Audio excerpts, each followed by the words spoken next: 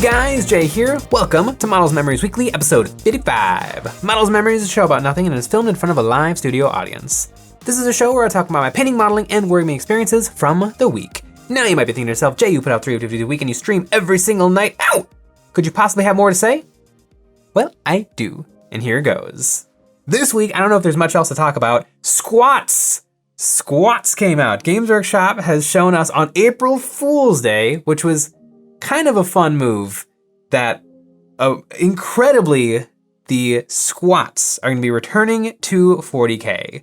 They returned ever so slightly with Necromunda a little. There's 2 really nice squat models for that game, but SQUATS were squatted so far, like 30 years ago.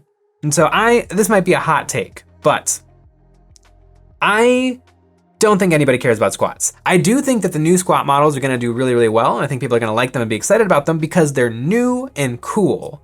But no one actually cares about the SQUATS. Nobody is longing for the days of Rogue Trader and I guess, Adeptus Titanicus, like way back in the day, Adeptus Titanicus, when those models still existed. Nobody has got their squat models languishing on the shelf and they're like, oh darn, if only I could bring those models in my game, but Games Workshop got rid of them. There's 15 gamers out there who have those feelings, who are like, oh, I wish that Games Workshop would bring my beloved squat army back. No one thinks that. SQUATS are a meme. I remember when I got into the hobby in like 2013, 14, I remember that the Sisters of Battle were incredibly popular. Even though they hadn't gotten an update in like 15, 20 years and all of their models were metal, the Sisters were still a very popular army and it makes perfect sense for them to come back in full force. The SQUATS are a joke. Nobody cares, but it's good to have them back. It is a cool thing and it's a nice throwback to the old times, but no, nobody cares about SQUATS. Leave a comment disagreeing with me, I know you will, but the SQUATS, they're so old, nobody cares. So let's get into the SQUATS. Games Workshop has shown off 1 new squat model, and it is interesting. The animation they put out is a very attractive animation. It was very cute, the camera looking around, can't find it, and then has to look down to see the squat. Very, very nice. The model is average. I wasn't blown away when I saw the squat model. I think it has potential. I think it doesn't knock my socks off. It doesn't blow off my cap. It doesn't jingle my bells. It doesn't butter my toast. But it's good. There's nothing really wrong with it either. But immediately my brain started to think about possibilities, about potential. I looked at all the different things on the model, and the thing that jumped out at me is his top half. Like, if you delete his legs and you scaled him up just a little, he's a Space Marine. It would look completely in place for. It looks kind of a lot like Space Marine Scouts. It has a little bit of cowling like the Gene Stealers. The backpack tank sort of thing is interesting. The gun is a little much. I wouldn't have minded smaller guns, but overall, the model's fine. The big thing I noticed was the feet. And I think I've kind of 180'd on the feet. Cause at first I'm like, he should have big old boots. Why does he have these weird little metal feet? But I actually think I'm coming around to the little metal feet because it kind of gives the model a nice, his body exists inside of a circle and then you've got 2 little legs coming out, a lot like Kirby. But I actually think it works. I think if he had big clunky boots, it would change it from a nice circle to like a diglet, just like a lump. And I think in terms of framing, I think it actually does something really, really nice. His feet don't look like, or they look like feet, not shoes. And so I wonder if this is kind of like a Star Fox situation where his legs have been amputated and been replaced with feet. I know the Skitarii do the same thing so that the Skitarii legions can march for 100 years at a time nonstop. Their feet are gone, replaced with metal because the flesh is weak. And it's an interesting choice, and I actually like it. I, of course, will know a lot more once we've seen other models, because clearly they've said that the SQUATS are coming back as a full faction. So we're gonna get at least 4 kits, because The Adeptus Custodes have 4 kits, and they're a full faction, so we know we'll get at least 4. Maybe we'll be lucky enough to get 8, just like the Harlequins. But I decided to really look at these squats and try to see what I could do with them. And so, the classic squat from Games Workshop, I'd say it's a little desaturated. It doesn't do much to jump out at me. So I decided to do a little digital repaint. I changed the blue cloth to be orange, and I just pumped all of the colors a lot more saturated. And I definitely think it works. I think it works a lot better. I definitely think once these are out in the hands of regular gamers, they'll kind of come to life a little bit more. But once I started playing around with the colors, I started to get a little bit more intrigued, and then I started to wish list. So the first thing I did was I added a clear dome. Games Workshop won't do this, but they totally could, and it's not beyond the possibility that it exists in the kit and we just haven't seen it yet. Necrons used to come with transparent acrylic green rods. A little lame by today's standards, but it was cool, and they could totally do something. I know Mantic Games made a game for Mars Attacks, and those Martians came with little clear domes to put on their heads. So if Mantic can do it, Games Workshop can for sure do it, and I would love it if the squat box came with clear domes that you could attach over the collar of their metal armor. I think that would add a lovely detail. You could spray in a little bit of wash to color tint this clear plastic. I think it would make them super, super unique. They would definitely look really different, because currently I think they look kind of just like Genestealer Cult, but if they had a weird clear dome on their head, like a Buzz Lightyear style, I think that would add tons. Imagine just like 30 little squats in front of you, and they all have these glossy domes. I think that would be so much fun. So hopefully, magically, when we open that squat box, it'll come with a little clear plastic sprue with domes that can fit right onto over their heads. I think that would be amazeballs. And then I was looking at that gun that I just wasn't a fan of. There's nothing wrong with it. It's a cool gun, but I feel like you almost want a little juxtaposition. I feel like it just is so boring to have a fat, chunky squat holding a fat, chunky gun. Like, it doesn't add anything to it. And I always imagine the classic squats with the old Rise of Pattern las guns, where they've kind of got that weird, small, triangular body and then a really long, necked barrel. And so I went ahead and I grabbed one off the internet and I photoshopped it onto the model. And all of a sudden, this squat, I'm kind of digging it. He's got my paint job on it. He's got the clear dome. He's got the las gun. I think an army of my squats would be pretty darn neat. And it wouldn't be impossible to do either. I don't know how clear resin printing can get, but maybe it's possible. The las gun is easily possible. I mean, you just 3D print a barrel and glue it onto his gun. But I think that would do a lot to make them feel a little bit more unique and different, because his gun looks like a bolt gun. It just does. It doesn't do much to stand out from regular Space Marines. His armor kind of looks like the Genestealer Cult armor. His proportions are a little bit like a Space Marine. The only thing I feel like that's jumping out at me that's super, super interesting is the legs. But I don't know if legs make an army. The Caradron Overlords have a really nice kind of steampunk aesthetic, and especially since they're in fantasy, being more steampunk with a lot of more modern elements and boats makes them feel really, really different. And they have this lovely quilting to their costume, which is super attractive. I kind of get that they don't just want to do the Caradron Overlords again in 40K, but I feel like maybe something. Maybe if the Caradrons have quilting, maybe you have the squats have like striping. It could have done a little something to make it like, that is a 40K squat right there, boy. But I think it'll be interesting. Obviously, right now we've seen one model, and really the make or break is going to be everything else.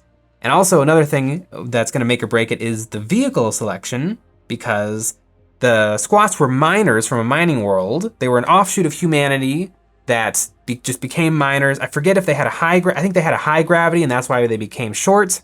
But the mining equipment thing is already done by the Gene Stealer cult. So if they have a bunch of mining equipment vehicles, I mean, they can't. It would just be complete overlap. But in Epic 40K, the squats had trains. And I think that is how Games Workshop makes the squats different. Give them land trains. That would be the coolest thing ever. It would instantly set them apart from the other factions. Maybe you even have like whatever their version of a rhino is gonna be, have it be a train car that can link up. And maybe they gain certain power-ups by linking up. Like you know how there's the Space Marine, the Predator, and the Razorback, and they all use the same kit. Well, what if you have 2 dwarf rhinos, but once you link them up, they become a Predator. And once you link them up again, they become that Space Marine tank with the Annihilator cannon, the Vindicator. Like, the more train cars you add, the better, the different role this vehicle plays on the tabletop. It can also be really, really interesting because a train car is gonna add a lot of size.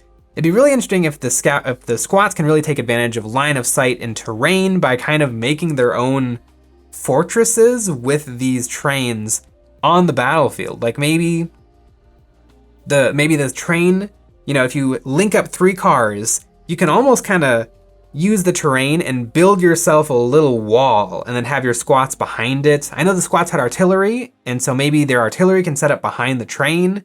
And then late game, the trains all come apart and then drive off across the battlefield to capture objectives or things. I definitely think there's a lot of possibilities. Again, one model, we know nothing, but I'm excited to see what happens. I'm not excited that squats are back because there's squats. They're lame. They died 30 years ago because they should have. But it is cool to get new things and new models and a new army, and we're gonna get all new rules and we're gonna get to see what happens. Arbiter Ian has an excellent video. Arbiter Ian is a YouTuber and he is like the squat guy. Right now he's building a squat army. He's done tons of videos about the squats and he has a great video going through the history of the squats and all of the current manufacturers who are making squat proxy models. He had a great video on the new squats and how they work in terms of what squats used to be and what it looks like they're going to be.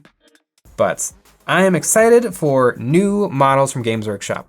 I do tend to think that 40K didn't need another faction, especially when the level of how well each faction is represented with releases is so bad, the disparity between them. You know, Space Marines, Necrons, Orcs, you know, they're pretty much perfect. And then, you know, in the middle, you've got like Imperial Guard, Eldar, Dark Eldar. And then way at the bottom, you've got like Tau, Gene Stealer cults, AdMech, like armies that are kind of small right now and are maybe growing, but they don't see much. And then you just got things that barely make sense, like the Harlequins and Adeptus Custodes, who are like, they're armies, they're armies for sure, but really you only ever hear about the 10 weirdos who play them in tournaments and win all the time. But it'll be exciting. The new squat, they're gonna cost a pretty penny because the squats are coming out post price hike. And so probably gonna be, 10 squats for $60, vehicle for $65, but it is what it is. That's the prices that Games Workshop has made. But I think I will definitely be taking a look at the squats when they come out. It's kind of, we've gotten new factions in the past. Gene Stealer Cult came out of nowhere.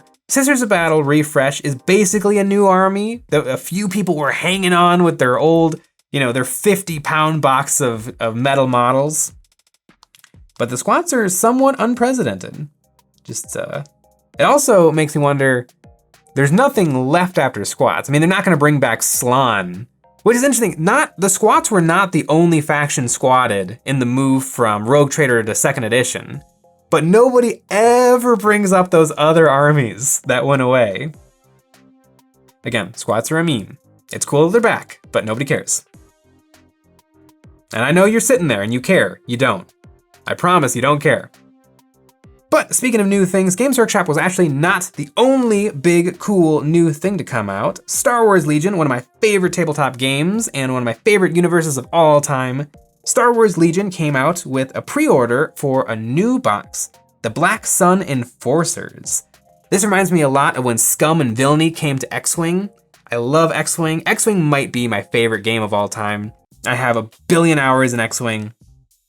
And I remember when my friends called me and they're like, hey, we're trying out this new game, X-Wing, you interested? And I'm like, I will be there in an hour. And I drove to a bunch of different stores looking for this game, and I finally found it at Barnes & Noble's, and I dropped like $150. I came to my friend's house with like the new things in bags. I'm taking them out of the bags as we're reading the rules. Great time. But I like the Scum and Villainy factions, and I don't think this is really a Scum and Villainy faction to the game. It's a unit expansion so you can take them in any of the current factions of the game as operatives. And it's an interesting idea. It makes perfect sense for the Black Sun to work with the Empire or the battle droids. I feel like it's a little bit of a reach to have them work with the clones or the rebels because the Black Sun are bad guys. It's totally possible, but I don't know. I don't really feel it. Also, an interesting choice for what to do. The Black Sun, the Pikes. No, wait, not the Pikes. What? The Feline. The Feline alien species from Star Wars. They've made appearances in Rebels and Clone Wars, and they're known, but I don't know if they're popular. I can't imagine a lot of people, because that's the draw of Star Wars Legion, right? You've got people walking through a game store and they're like, Clone Troopers, I want Clone Troopers, I know Clone Troopers, I like Clone Troopers. I don't know if anybody's walking past the Star Wars Legion section and they're like, are those the Feline from episode 8 of season 4 of Star Wars The Clone Wars? And they don't even have a massive role. I don't know. I don't want to be down on this release because I like Star Wars Legion. I like that there's new stuff coming out for it, but I feel like they weren't at the end where they need to start rummaging for other things to find. I think there's still things from the movies that haven't been brought into the game yet. And I think those would have been better to bring in than something like this. I mean, this might be great and awesome, and I definitely think if you are a bad guy player, you're probably gonna be all over this because it's just like a more thing that works perfectly with your army. I play the Rebel Alliance, and the Rebel Alliance really wouldn't work with the Black Sun. I mean, they would be allies of convenience, like if for some reason they have the same goal to get like some Imperial remnants off of a planet or something, they could ally. But then as soon as the battle's over, they're gonna be enemies again because the Black Sun do really scumbag things all the time.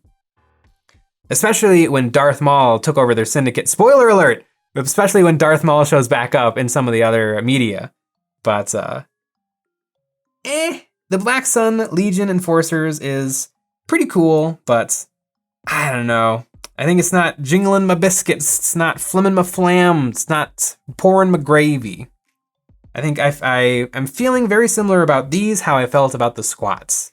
It's cool, and I like that it exists, and I'm happy that it exists, and I think it's gonna make a lot of people happy, but it's not really something that gets me going.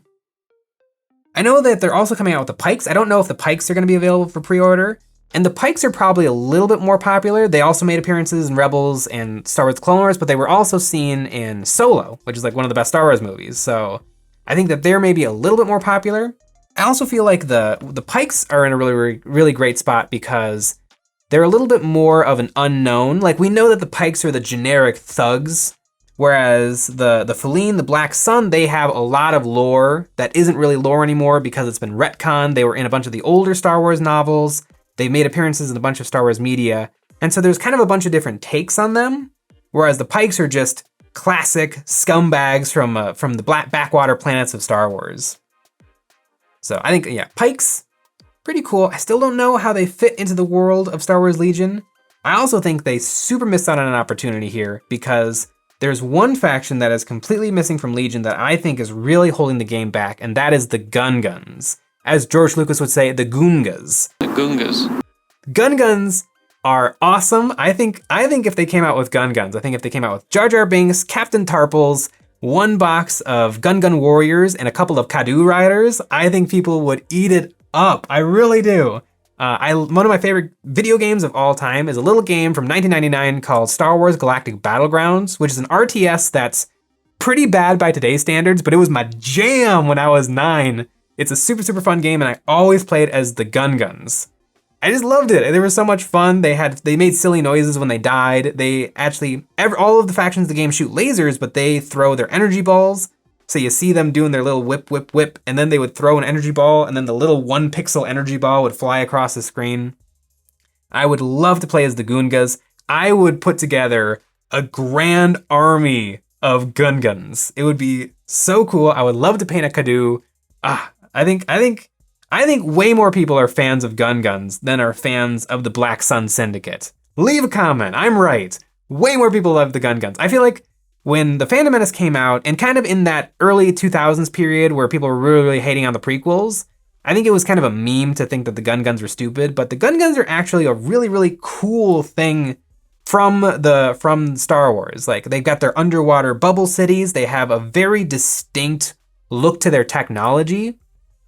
Everything is kind of soft. Things are made of leather and like metal, not wood, which is kind of an interesting thing. Usually in science fiction, when like there's a race that's more primitive, they're always kind of like the Wookiees. They're very wood, like they've kind of follows human history. But the Gungans are completely alien. I mean, they're weird duck reptiles that make everything out of bubbles and metal. The Bungo that traveled through the core of Naboo somehow. How is Naboo this beautiful, lush planet, and yet it doesn't have a hot core? It doesn't really make any sense, but I would have pre-ordered 10 boxes of Gungans. I'm just not that excited about the Black Sun Enforcers. But it was a fun week of things coming out. It's always fun when new things just exist. I never take it too personally when things come out and they're not for me, because they're not for me. It doesn't matter what I think, but it was fun. It was fun. I can't wait to see what happens with the squats. I didn't get much personal gaming and gaming and painting in. I'm still coming down from my Adepticon high. Although I did get some games of Kill Team in, and I love Kill Team so much. It's a great game. I love playing all of these different factions, but I'm really poo-pooing this episode. But the one problem with Kill Team is I think that the game can be a little advanced for new players. I had to teach someone brand new to the game Kill Team, and what worked out really, really well was kind of ignoring a bunch of the rules. We played with all of the rulebook rules and the terrain rules and things, but we ignored a lot of the army rules. We ignored secondary objectives, and we played compendium teams. And I think the compendium teams are the perfect entry point for Kill Team because it's much simpler. You'll have a lot of duplicate models, so you don't have to keep swapping back and forth between different unit entries and all of your special abilities. Sitting down and playing Compendium Greenskins versus Compendium Sister of Battle is a very different thing to sitting down and playing Orc Commandos versus Veteran Guardsmen, where every single model is unique with different abilities and synergies. And I think Kill Team still exists in that sweet spot with wargamings, where it's easy to get into, but it's hard to master. And I think it is tricky when you have the simpler teams and the more complicated teams. I don't know if it's perfect. I don't know if there is a perfect system, because what makes Kill Team so unique in terms of skirmish games is that there's like 24 different factions. And so if you're somebody who likes a variety and you like to try out a little bit of everything, if you really go hard at a buffet, you'll love Kill Team. Whereas other skirmish games maybe have tighter, simpler rules, but they don't just have the sheer vast selection that Kill Team has. And so I think it was interesting to try Kill Team with a new person and being a little bit frustrated at the game itself for being so obtuse sometimes, especially with the terrain rules. The terrain rules are hard to pick up in general. But I'd still think though that Kill Team is currently the best game that Games Workshop made. They took a lot of design philosophy, a lot of modern design philosophy that is not really present in 40K, and they just shoved it into their new game, and it definitely is better for it. I mean, alternate activation, action points, scale, like real wounds, not just you lived or you died, but you took out 4 of my health. I only have 3 remaining because I started with 7. 11. Is it beginner friendly? Yes and no. I feel like that's the thing with all 40K or Games Workshop stuff is it beginner friendly? Yes and no. The paint is designed for beginners and the models are sort of designed for beginners, but you can take it to an extreme level. The games, are they designed for beginners or for pro level gamers? It's hard to say. I think wargaming is one of those things. Wargaming in general is a very, very hard thing to get into. I think people almost always need to be brought in with a friend. Somebody who already understands the deep lore and how to buy things and what to buy things and what dice you need and how to read the dice. Imagine trying to show your mom how to play 40K. Exactly.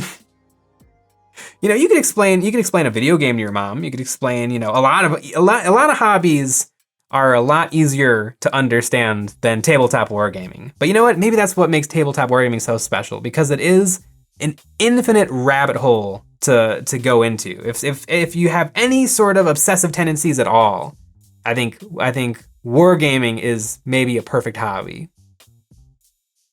And speaking of things that are perfect, the EonsOfBattle Patreon is the best way to support us making videos. Over there, we have tons of high-quality terrain STLs. We have weekly live hobby hangout sessions, which is my favorite thing that we do. We all hop into a Discord server and we just chit-chat the night away. It is wonderful. We also have behind the scenes and one extra episode of EonsOfBattle every single week. And we also have merch. We have t-shirts and very comfortable sweatshirts with some fun hobby-related designs. But Squats and Black Sun, that's what came out this week. I had lots of fun playing Kill Team, and that is it. Bye.